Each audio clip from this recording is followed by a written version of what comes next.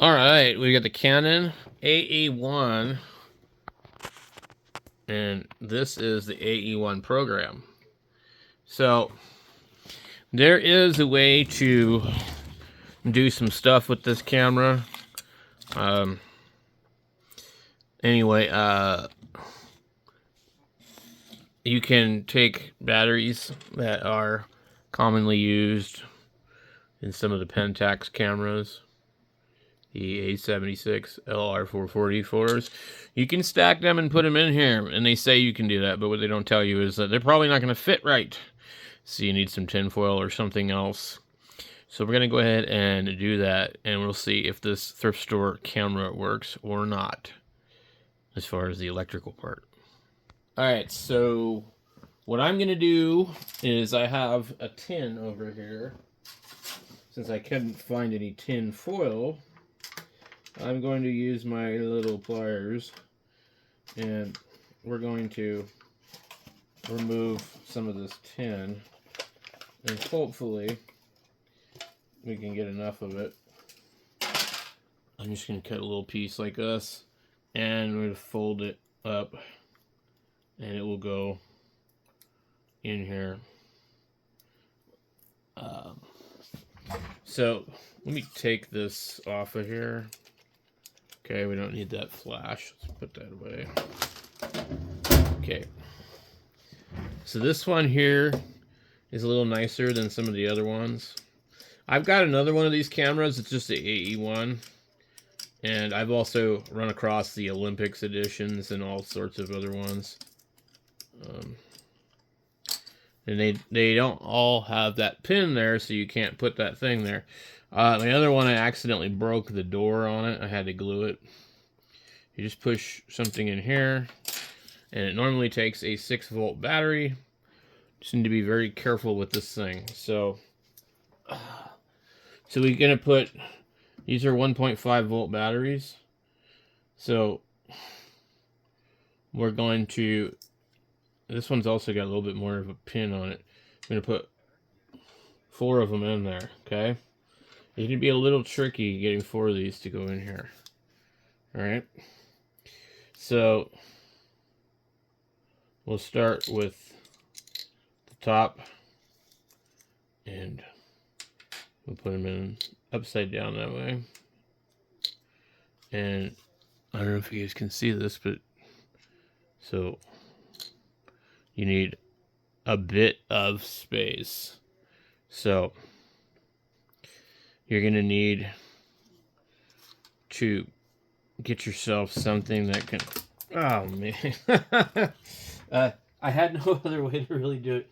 So you're gonna need a pretty good size piece of foil. So like we know right now that isn't gonna cut it. So let me get another piece. Let's try this again. So I don't want to put it on the top side because we might short it out. So we're gonna try and do, we got a piece here. Just gonna try and shove it in there. I got it in there pretty good, but it's not even enough, so the batteries aren't sitting square.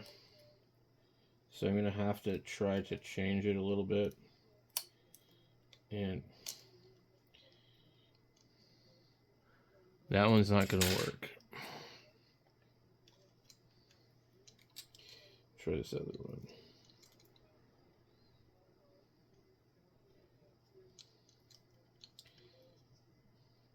Now, this was a lot, let me tell you, this was a lot easier when I used tinfoil, because I've done this before.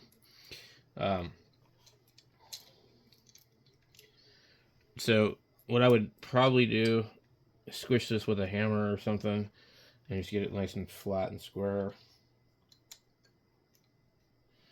So we finally did get it to go in there. Okay. And I don't know if it's working or not.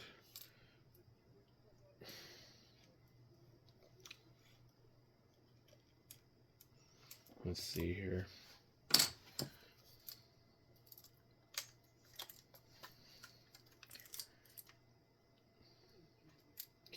This one here, we might actually have to put a roll of film in it to trick it.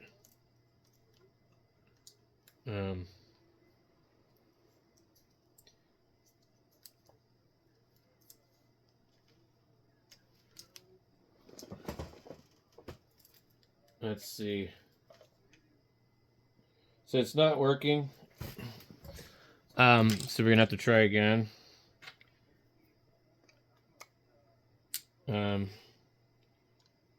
I don't know if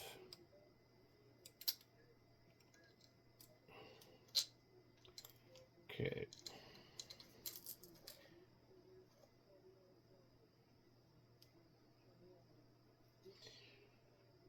I don't know. Well, so let me go get my other camera. I'll be right back. Okay, here's my other one. Let me check this one out. I'll be back. All right, so you can see the other one lighting up, but it's also not doing anything. I wonder if the batteries are just weak. All right, guys, so I think what we have is just weak batteries. So we're going to try something. I bought a bunch of batteries off Amazon not long ago, and it was like a really good deal. And we went on the advice that you could stack these batteries in this camera. So that's my other one. This is the regular one. You can see the lip is different right there. We're going to just take a meter here. We're going to check the voltage of these batteries. Okay. All right. I don't care what the polarity is. That one's 1.5. I just need to see the voltage. That one's totally trash.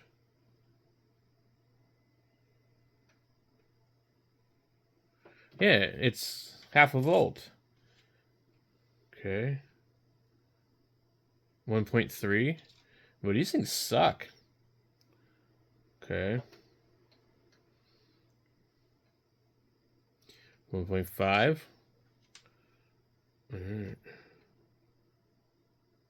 1.4. So we have a battery that's absolutely no good.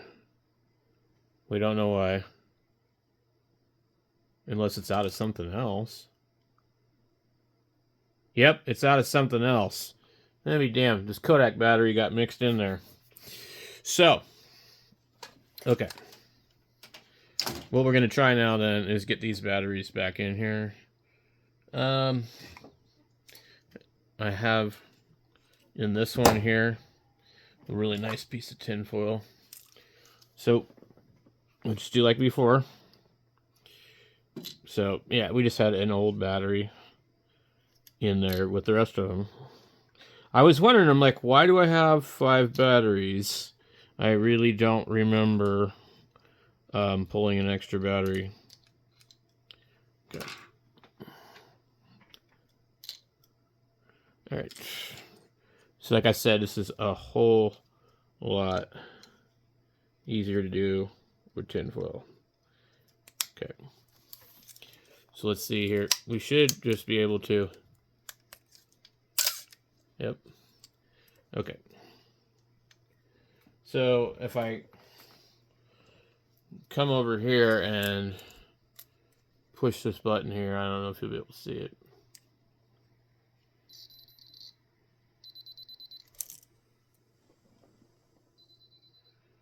So this camera is totally different than the other one.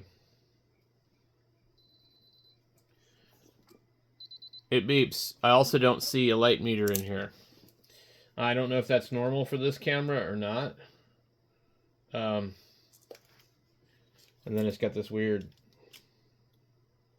Ooh. Well, I don't like that. There's a stop down button on here. To me, it looks kind of broken. Ooh. So the stop down button on this looks super bad news.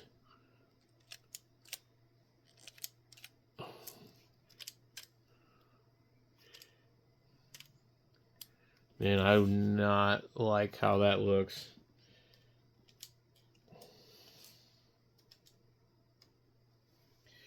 So,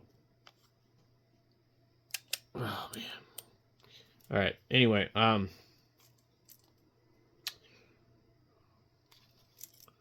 interesting.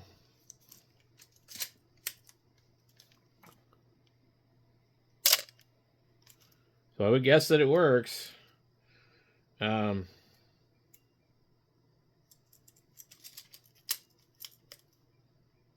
Interesting. All right. You can see. Let's see if I can. We have an aperture ring too, which is something that for me being a DSLR camera user, it's like kind of hard for me to get used to. Let's see. There's a screwdriver on the table, but it's like really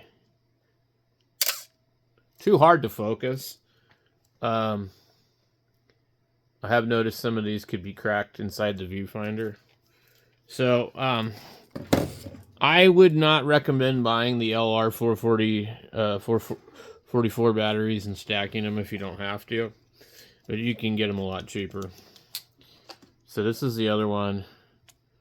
And like I said, see that little crack right there? These things can crack, dude.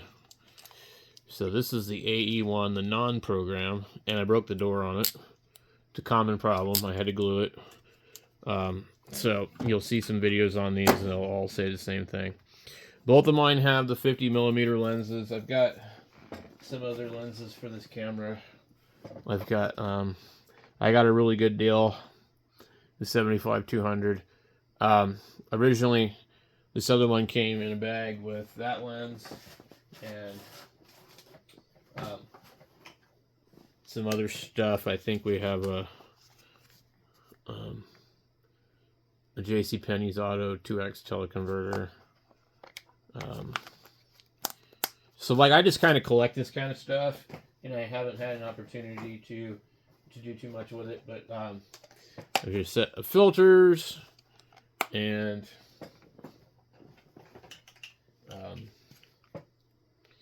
canister of film, which for me, these are great for like dummy rolls or whatever, just to practice or something, you know, loading the camera for people that maybe don't know how or whatever. I think this was in there too. But anyway, it does appear that it does work. I don't know if there might be something wrong with the other one, because this one has like a light meter on it, and these buttons right here usually do that, and I'm not seeing anything in here when I look through it.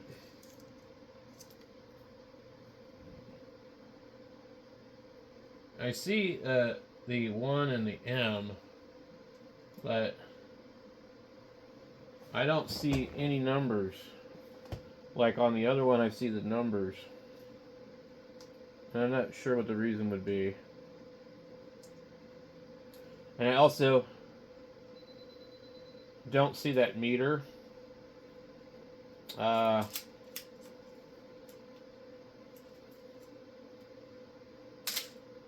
Okay, I did see some little numbers there.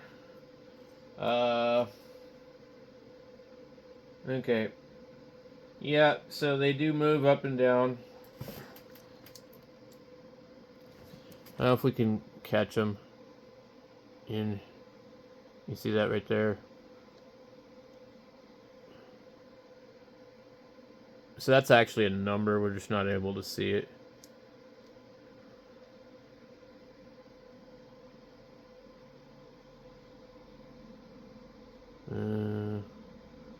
If I can get it the right way.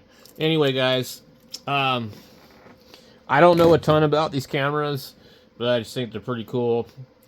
And I've run across a lot of these at thrift stores, and I've seen them for $100. I've seen them for, you know, $40, $30 or whatever. So I think they typically probably sell for $100 to $200 on eBay, depending on which one, depending on the condition, extra lenses and whatever.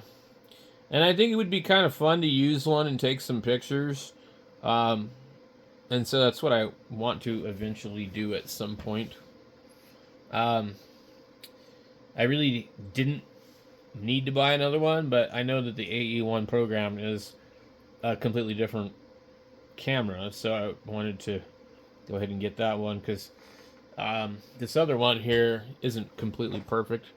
Um, I don't know. I'll have to see about getting some cheap film, and then you guys send it off, so it's going to be expensive. About $10 a roll and probably $20 to develop it. And then it looks like Walgreens and Walmart are the two big developers. And you would drop it off, I guess, and they mail it out and they let you know when it comes in, or they mail it to your door. I don't know how they do it. But anyway, thanks for watching. And yeah, that's all I can think of saying. I really just wanted to share what I was up to here. I'm not trying to make a video on how to do anything with this camera. I'm not claiming to know anything about it, really. Just other than I think it's cool, and I'm just kind of checking it to see if maybe it might be viable to take pictures with. So they both have a prime 50 lens, and then I've got the other one. It'd be nice to have a more in-between zoom lens, but I haven't really seen anything pop up at a thrift store. So I have newer film Canon cameras, like a Rebel 2000, and I would probably use one of those first. Those also take a ton of goofy ass batteries too. The CR2s or whatever. That's one thing that just drives me nuts about these kind of cameras is the batteries, and you can't turn the battery off. Okay, so you don't want to leave the batteries in there. I don't think, do you? I mean, I'm pretty sure if you leave the batteries in there, they're just gonna go dead. So, at any rate, if you know anything special about these cameras, leave a comment down below, and we'll catch you guys in the next video.